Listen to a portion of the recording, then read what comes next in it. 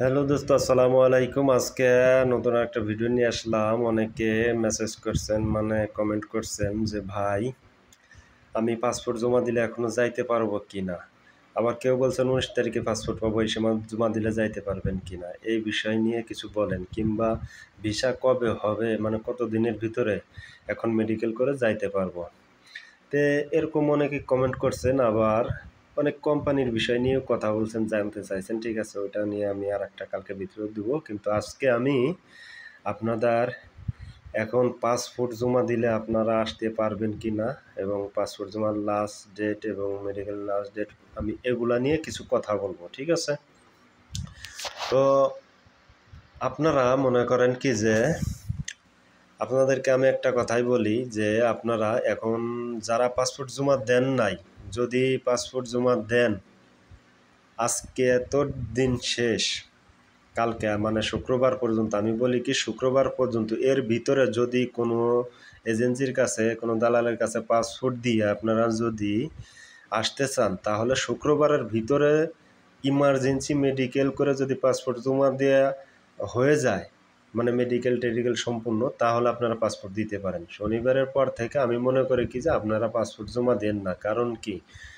15-20 দিন হয়ে গেছে, অনেক পাসপোর্ট জমা পড়ে গেছে। ঠিক আছে, তো এখন পাসপোর্ট জমা দিলে আপনার সমস্যা হয়ে যাবে, মানে মেডিকেল টেডিকেল করাবে, ভিসা টিসা করাইতে পারে, কিন্তু আপনার ফ্লাইটে খুব সমস্যা হয়ে যাবে। এই কারণে বলতেছি আপনারা শুক্রবারের পরে মানে না দেওয়া ভালো আর কি, আমার মতে। তো আমি বলবো কি, আপনারা পাসপোর্ট জমা দিয়েন না। আর যারা না দেন, ঠিক আছে, যারা মনে করে এখনও পাসপোর্ট পান নাই, ধৈর্য ধরেন, সমস্যা নাই। এই কলিংয়ের পরে আপনাদের জন্য একটা সুখবর আছে, সেটাও আপনারা পাবেন। তো অন্য অন্য সেক্টরের জন্য আর কি। তো আপাতত তা আপনারা যারা পাসপোর্ট জমা দেন নাই, আপনাদেরকে বলবো ধৈর্য ধরে বসতেন, আপনারা পাসপোর্টটা জমা দিয়েন না, আমার মানে মতে আর কি বলতেছি। ঠিক আছে, আর যারা পাসপোর্ট জমা দিছেন, মেডিকেল হয়ে গেছে, তো অনেকে বলছেন কতদিনের ভিতরে যাইতে পারবো। আপনার মেডিকেলে যারা ফিট হয়েছেন, তারা মনে করেন কি যে আপনাদের বই টই যা আছে ইনশাল্লাহ, যার যার কোম্পানিতে, যে যে কোম্পানি বলেছেন ওই কোম্পানিতে বইটা জমা হয়ে গিয়েছে, এবং মনে হয় আপনাদের কাছ থেকে কিছু টাকা পয়সাও নিতে পারে আর কি, কোনো যেসব জায়গা জমা দিয়েছেন এজেন্সিরা।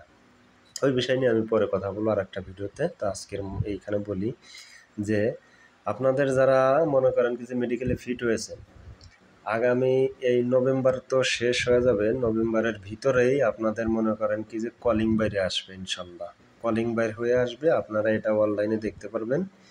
এবং কলিং বাইর হলে আপনাদের ট্রেনিং সেন্টারে ট্রেনিং দিতে হবে, ট্রেনিং সার্টিফিকেট বাই করতে হবে, তবে বিএমইটি কার্ড করতে হবে, মানে যেটা পুলিশ ক্লিয়ারেন্স, এগুলো সব কিছু খুব দ্রুত করতে হবে। ঠিক আছে, এই সব কিছু ইনশাল্লাহ আপনারা ডিসেম্বর থেকে ডিসেম্বরের প্রথম শুরু থেকেই আপনারা মালয়েশিয়া ঢুকতে পারবেন।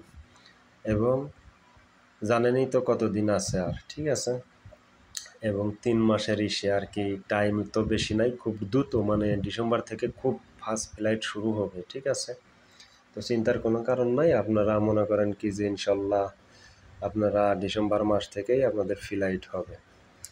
তো টাকা পয়সা নিয়ে আবার কিভাবে টাকা পয়সা দিবেন, মানে কোন সিস্টেমে, কোন সময় কয় টাকা দিবেন, মানে ভিসা হলে না হলে, ঠিক আছে, এইসব বিষয় নিয়ে আমি আর একটা ভিডিও করব কালকে। ঠিক আছে, তো আজকে আপনাদের কাছে একটাই কথা, মানে এই ভিডিওর মাধ্যমে আপনারা পাসপোর্ট যারা জমা দেন নাই আর জমা দিয়েন না। যদি শুক্রবারের ভিতরে যদি ক্লিয়ার সব কিছু হওয়া যায় তাহলে দিয়েন, আর না হলে শুক্রবারের পরে কোনো পাসপোর্ট জমা দিয়েন না, আমি বলবো। তো আজকে ভিডিওটা এই পর্যন্তই। আপনারা আমার জন্য দোয়া করুন, আমি আপনাদের জন্য দোয়া করি। আসসালামু আলাইকুম রহমতুল্লাহি ওয়া বারাকাতুহু।